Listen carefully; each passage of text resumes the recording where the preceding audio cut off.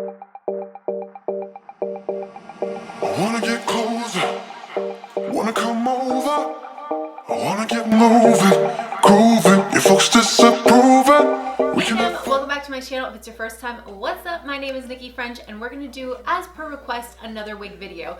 You guys had really seemed to like that first video that I did about wigs, and I'm thinking about making this a series. Give this video a big thumbs up if you guys wanna see this as a series, just because I feel like there's too many to fit into 1, 2, or 3 videos on all the tips and tricks to make a wig look more realistic. This is another wig by Powder Room. So today what we're gonna be focusing on is taking the bulk out of a wig. Now, why this is important is because most wigs tend to have, in my opinion, too much bulk up here. Now, I love me some height. I love me some big hair. If you follow me, you know that. Bigger the better. But for this, the wigs, there's just too much, like right here. And for me to say that, that's a lot. So what we're gonna do is I'm gonna show you how to thin out the wig and just like placing it on your head, all that stuff. So let's go. I'm just parting my hair where I'm going to part the wig, or where it's kind of parted already.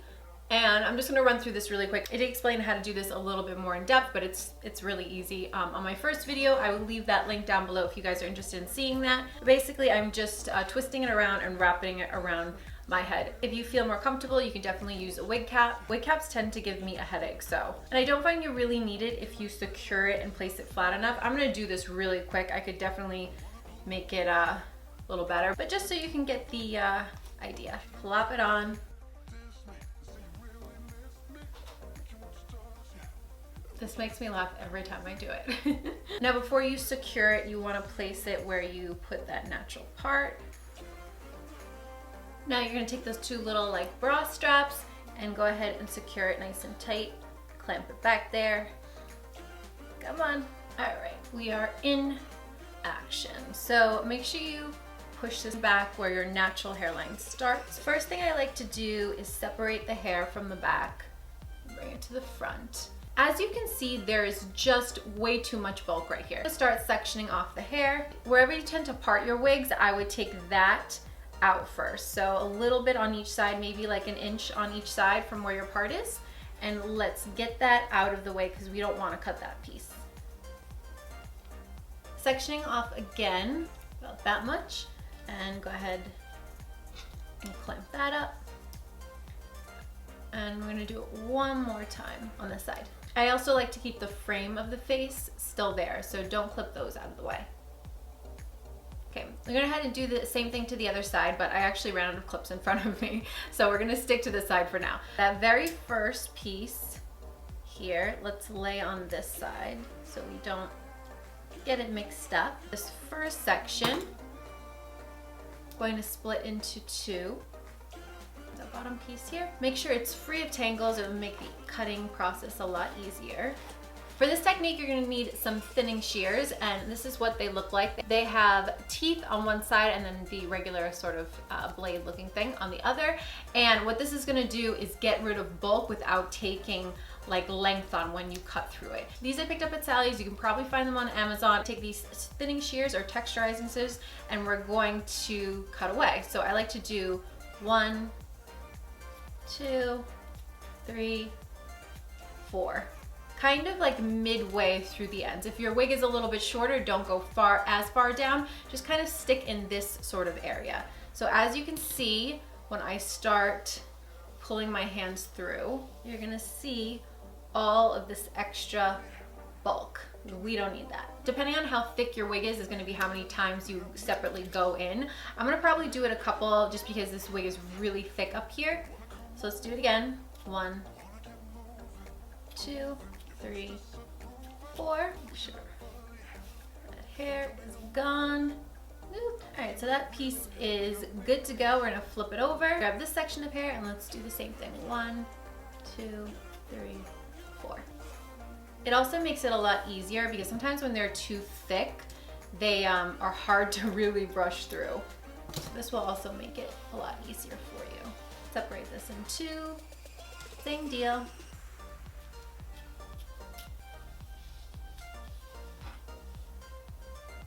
And then you're just gonna repeat and continue.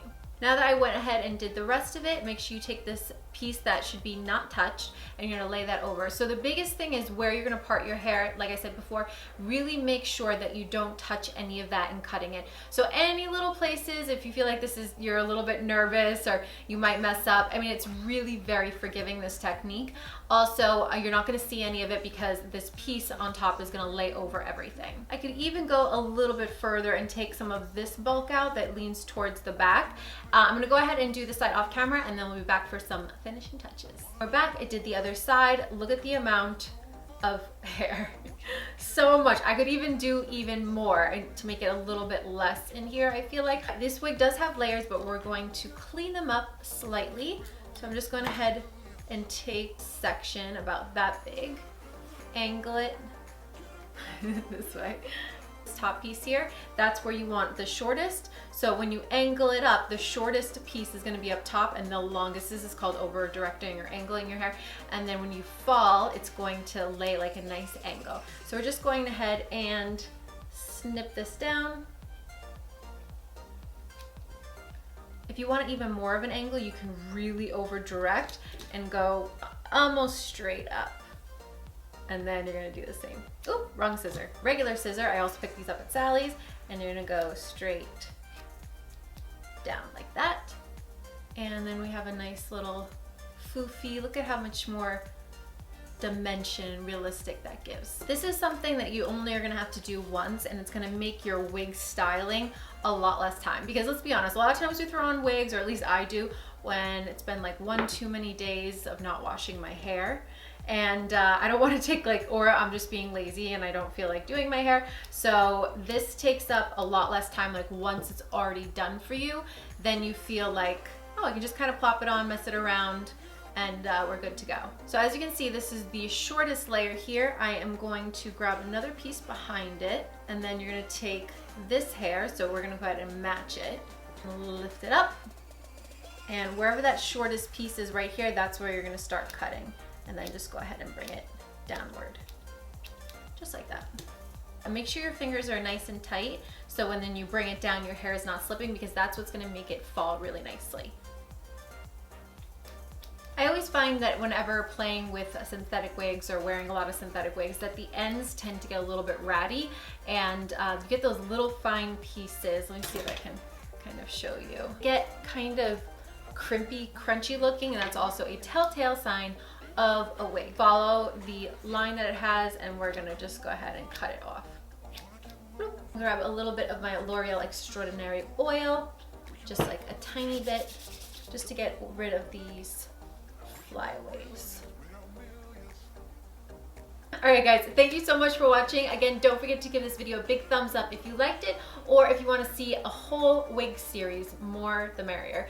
Alright guys, I'll see you in my next video. Bye!